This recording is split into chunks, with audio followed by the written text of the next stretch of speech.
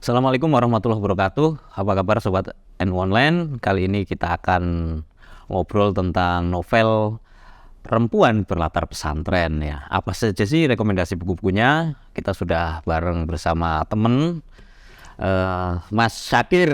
Apa kabar? Alhamdulillah baik. Gimana mantap Pak? Ya, alhamdulillah baik ya.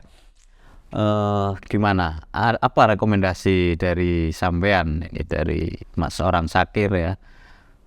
Seorang apa? Iya, saya kebetulan seneng baca novel gitu. Di antaranya ya karena kita semua ini orang-orang NU berlatar belakang pesantren ya, coba cari bacaan-bacaan yang tentang pesantren tentu saja. Ternyata memang alhamdulillah sudah ada sastra Indonesia yang membicarakan tentang pesantren, Mas Sofa. Dulu itu tahun 80-an mungkin ya, Gus Dur sempat nulis bahwa sastra Indonesia ini belum ada yang membahas tentang pesantren. Tapi alhamdulillah kesini makin banyak teman-teman kita, anak-anak pesantren, alumni pesantren, santri-santri yang nulis dengan bahasa Indonesia, nulis sastra Indonesia gitu. Dan diantaranya ada novel-novel yang berbicara tentang perempuan dan berlatar belakang pesantren.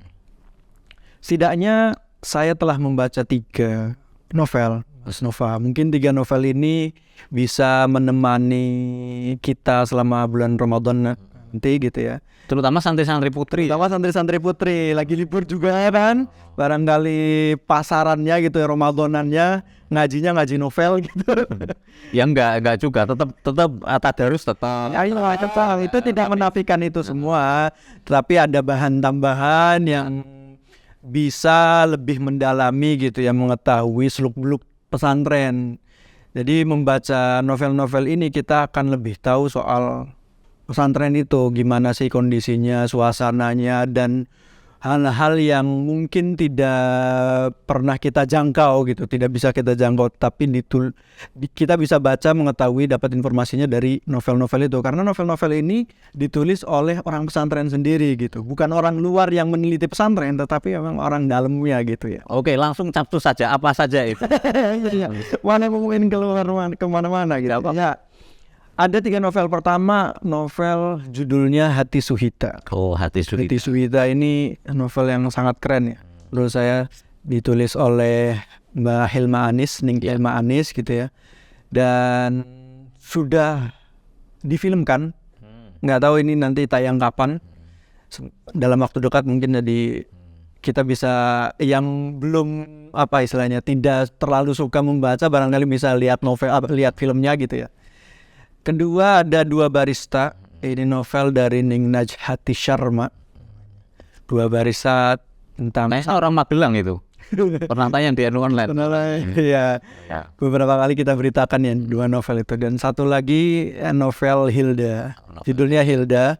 Ini cerita tentang perjuangan seorang perempuan yang kemudian masuk pesantren dan apa istilahnya ya, menemukan jati dirinya karena setelah masa lalunya yang kelam gitu ya, dan di pesantren itu dia menemukan masa depannya gitu ya. Itu ditulis oleh Muyassaratul Hafidhah. Beliau pengurus Fatayat NU Jogja, asli orang Cirebon. Oh gitu ya. Oke, yang pertama dulu mungkin dari Hati Suhita. Mungkin kalau terlalu detail nanti kita bocorin ya. Kesan aja ini. Mas Syakir ini juga redaktur NU Online loh beliau. Ini redaktur muda NU Online. Jadi kesannya apa? Kesan yang bisa saya ambil pertama yang ngenes ya. Ngenes ya. Ngenes lihat perempuan yang dijodohkan tapi laki-lakinya Gusnya itu kan, karena anak orang kaya kan. Gusnya ini kan aktivis. Aktivis kan punya kenalan banyak, circle-nya luas gitu ya. Dan tentu saja punya kenalan banyak, sehingga mungkin dia itu lebih prefer atau lebih suka dengan perempuan-perempuan di luar, karena dunianya sudah dunia di luar pesantren. Tapi bagaimanapun dia seorang Gus yang kemudian apa istilahnya ya, akan dipasrahkan ke beliau juga. Pesantrennya akhirnya dijodohkan gitu, dan dijodohkan ini dengan seorang perempuan yang memang dari kecil diprogram istilahnya, atau diminta untuk serius belajar ngaji di pondokan sama calon mertuanya.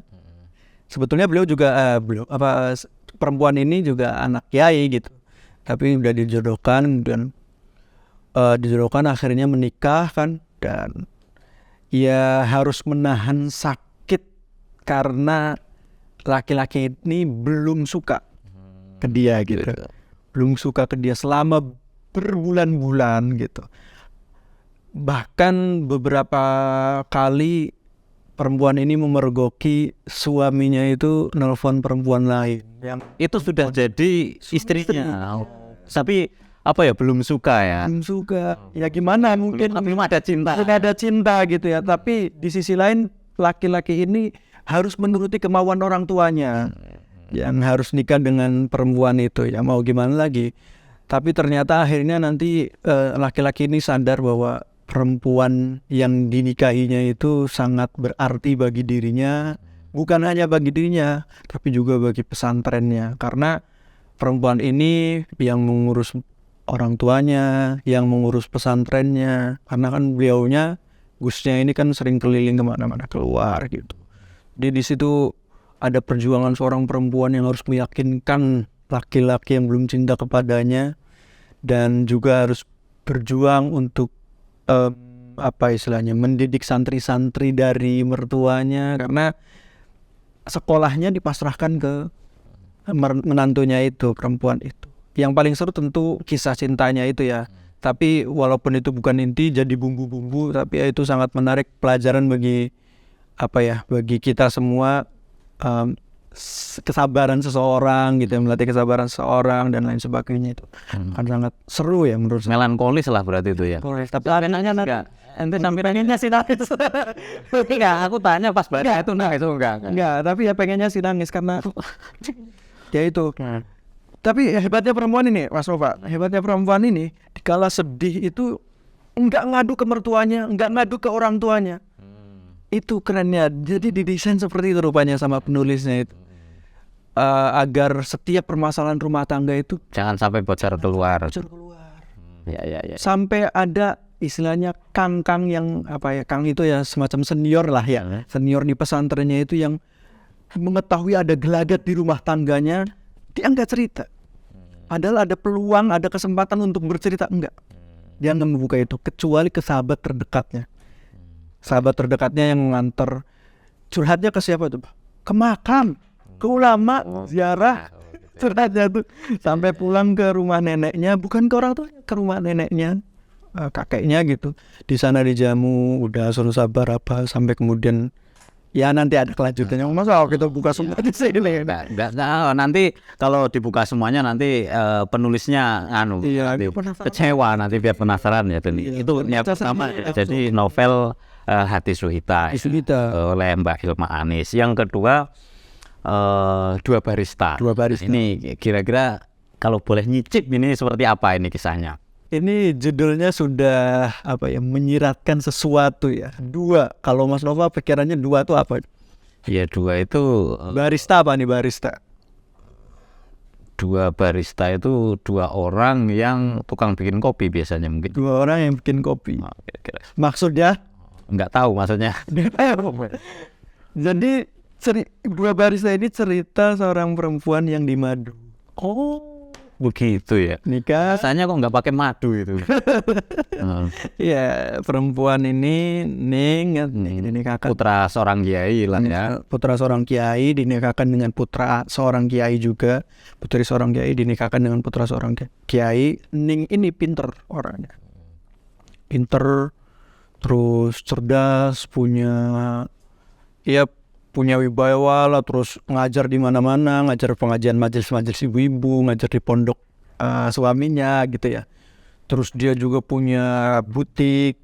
Butiknya itu diurus sama seorang santri. Yang kemudian santri itu diangkat jadi istri kedua. Ya, Dua Barista. Nah, dua barista itu berarti Dua kenangan. menceritakan tantangan atau mungkin suka duka ya menjadi seorang yang di madu. Madu sebetulnya ya punya alasan kenapa itu di madu, dan itu disetujui walaupun tetap sakit ya, sebagai seorang perempuan mesti di madu, itu diselingkuhi di madu, diduakan dan sebagainya, itu kan perasaan mereka sakit gitu ya, tetapi itu disetujui sebetulnya, disetujui. Terus kemudian ya malah menunjuknya si pembantu khodimah lah istilahnya, pelayan dianya sendiri gitu. Tapi di sisi lain tetap aja sakit ya bagaimanapun juga. Nah, kenapa di madu? Karena perempuan ini, Ning ini, gak punya keturunan. Oh, yang pertama itu. Iya, istri pertama itu. Sementara mertuanya kan pengen banget punya cucu. Ntar kalau nggak punya keturunan, siapa yang melanjutkan pesantren ini? Bahasanya gitu kan. Akhirnya mau nggak mau harus nikah lagi. Sebetulnya Gusnya ini nggak mau. Tapi Cuman orang tuanya pengen punya keturunan yang bisa melanjutkan pesantrennya. Akhirnya nanti ada permasalahan apa, konflik. Sebetulnya ada kisah sampai diceraikan. Dan nikah lagi, si istri keduanya nikah lagi sama kangkang senior di situ. Kalau pesan ya yang tersirat yang Anda tangkap itu apa kira-kira? Kalau saya melihat dari sekilas tadi itu kan itu seakan-akan memang tidak merekomendasikan poligami gitu ya. Tetapi itu kayak keterpaksaan gitu loh. Itu pesan dari penulis kira-kira yang bisa ditangkap apa? Ya sebetulnya penekanannya bukan poligami atau tidak poligaminya ya. Yaitu poligami mungkin bagi penulis bukan sebuah solusi gitu ya. Bukan sebuah solusi, tapi ya mau gimana lagi, barangkali di pesantren itu ada yang model seperti itu. Tapi yang saya soroti justru sosok Ningnya ini yang luar biasa. Karena selama ini persepsi orang terhadap Nyai, terhadap Ning itu hanya sebagai pelengkap pesantren. Tapi dua novel ini, novel apa? Nanti satu lagi juga sama Hati Suhita, terus Dua barista. ini menunjukkan seorang Nyai yang bisa mandiri, bukan sekedar pendamping kiai yang dia mendapatkan titel Nyai dari masyarakat itu hanya karena dia istri seorang kiai, bukan karena itu. Tetapi secara keilmuan mantap, pinter, bisa ngaji, bisa mengajar ngaji, pidato, ceramah di masyarakat, ngajar ngaji di santri-santri di pesantrennya, juga punya kemandirian secara ekonomi. Karena punya butik itu tadi. Ya. Dia bisa desain, bisa ngejual baju-baju pakaian asli desainnya dan sebagainya. Itu yang mau ditunjukkan oleh seorang penulis sebetulnya, bahwa perempuan pesantren itu bukan sekedar pelengkap, tapi justru tokoh sentral juga yang bisa mendampingi dakwah, bukan sekedar ya bisa berdakwah secara dirinya sendiri gitu, bukan hanya sekedar ngikut kiai kemana jalan, ngikut mendampingi kiai ke nikahan, kondangan dan sebagainya, enggak. Tetapi juga Nyai itu punya peran dalam pengajian, juga dalam perekonomian rumah tangganya. Ya, tentunya ini sangat inspiratif untuk santri putri itu terutama. Buat santri putri. Oke, kita next ke yang ketiga, yaitu novel Hilda. Novel Hilda. Menarik. Kalau mungkin ada pendengar, teman-teman punya masa lalu yang gak enak gitu ya, jangan menyerah gitu ya.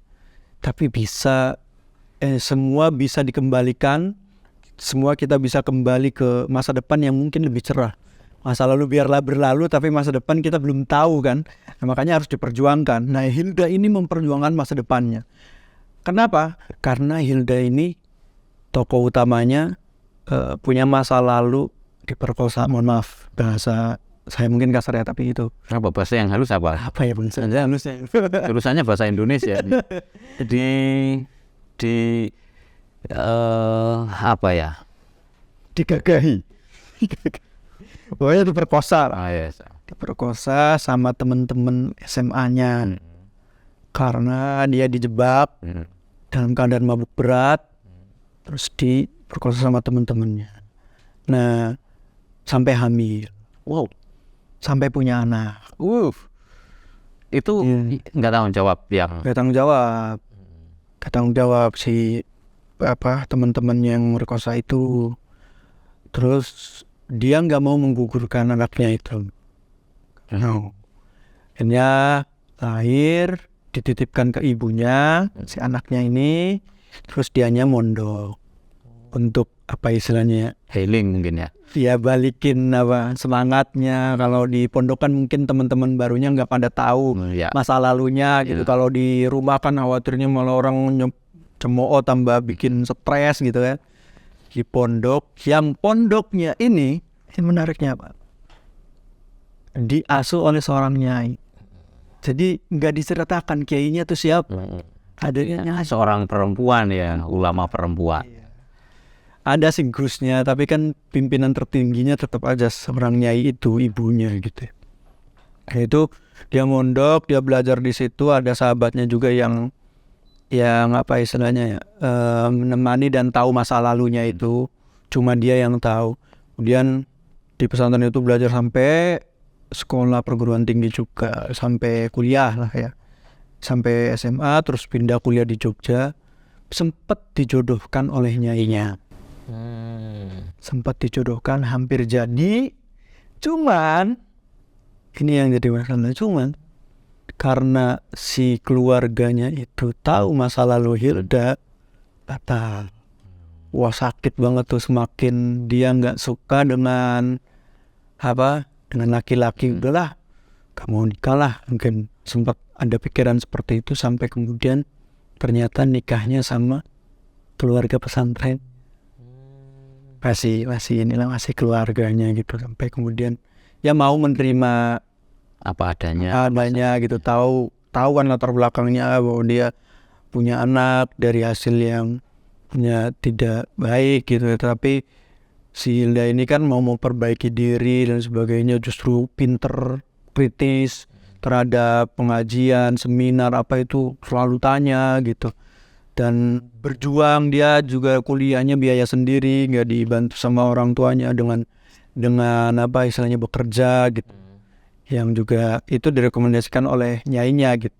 Tinggal di mananya direkomendasikan nyainya. Jadi nyainya itu berperan besar dalam kehidupannya. Yang mengembalikan kepercayaan diri dan semangat dari itu yang itu yang mau ditunjukkan oleh penulis rupanya, bahwa nyai itu punya peran penting terhadap santri-santrinya gitu. Dan seorang santri juga bisa bisa tumbuh sesuai dengan kemauannya, dengan masa lalu yang buruk, tapi juga bisa kembali untuk menggapai masa depan. Oke, jadi seburuk apapun masa lalu, masa depanmu masih suci. Gitu. Kira-kira masih bisa diperjuangkan.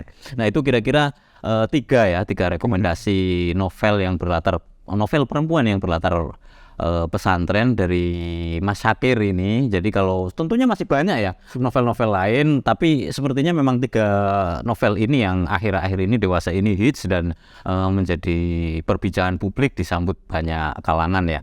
Mungkin bagi teman-teman yang punya rekomendasi lain atau novel lain yang ingin dibedah, bisa ditulis kok. Tulis di komentar. Nanti biar diulas sama Mas Syakir. Mungkin itu dulu ya.